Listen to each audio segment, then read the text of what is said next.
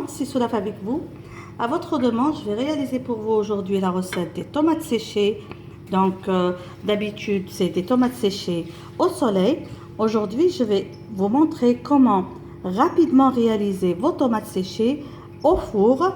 Une recette très facile et très simple à réaliser. Alors, suivez-moi pour avoir les détails de la réalisation. J'ai déjà commencé par préparer la première partie et je me suis aperçue que ça n'a pas filmé. Donc, je prends mes tomates comme ça. Je vais enlever le bout comme ça et le petit bout blanc et les feuilles comme ça. Donc, je veux surtout enlever le premier bout blanc comme ça. Je vais les couper en deux et essayer d'enlever les pépins. Alors, comme ça, on enlève les pépins.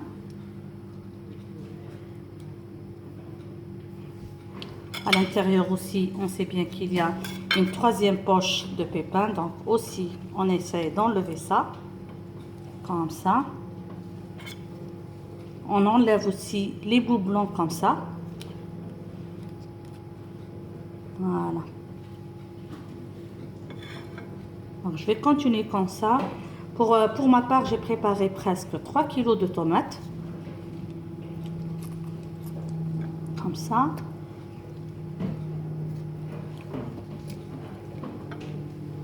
Maintenant, on prend comme ça les tomates. On va saler comme ça.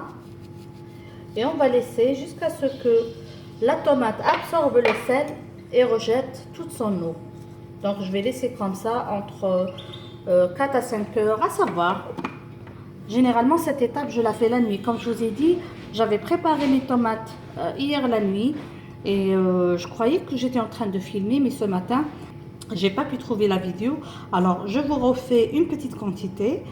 Donc, je laisse comme ça jusqu'à ce que le sel, tout le sel soit dissous.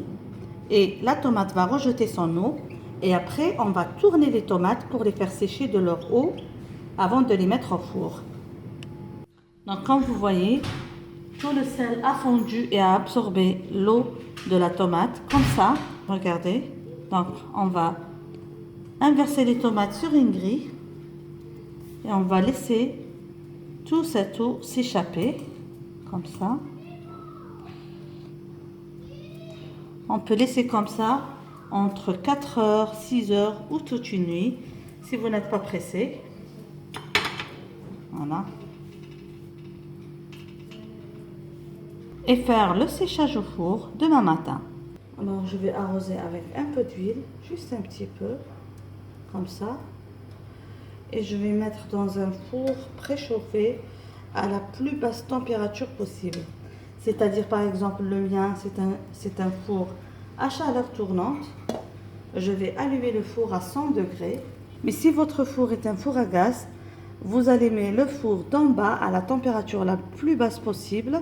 Vous placez les tomates au milieu ou bien en haut et vous laissez sécher pendant presque 4 heures. Voilà les tomates, comme vous voyez, ils sont un peu séchés tout en restant tendres. Ça fait maintenant 4 heures qu'ils sont au four, comme vous voyez. Ils ont bien séché tout en restant moelleuses. Donc je ne les laisse pas brûler, comme vous voyez.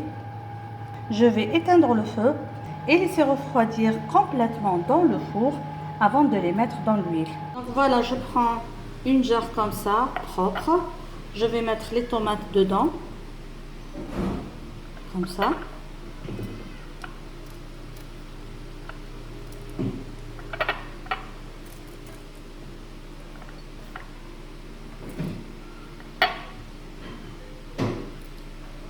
Comme vous voyez, elles sont bien tendres, mais on sent qu'il n'y a pas de l'eau dedans.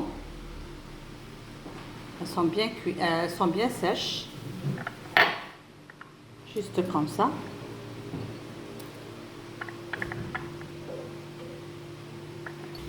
Et on va garnir le dessus avec de l'huile. Si vous avez de l'huile d'olive extra vierge, vous pouvez mettre l'huile d'olive extra vierge. Si vous n'en avez pas, vous pouvez juste mettre l'huile de tournesol.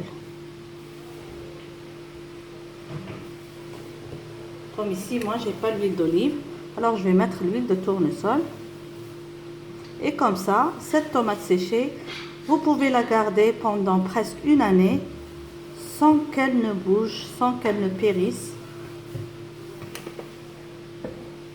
Comme ça. Voilà.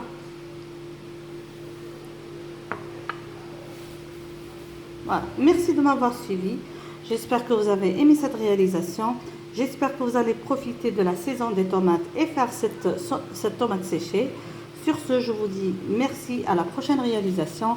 N'oubliez pas de vous abonner et d'activer la cloche pour être notifié de toutes nouvelles publications. Et à la prochaine. Bisous.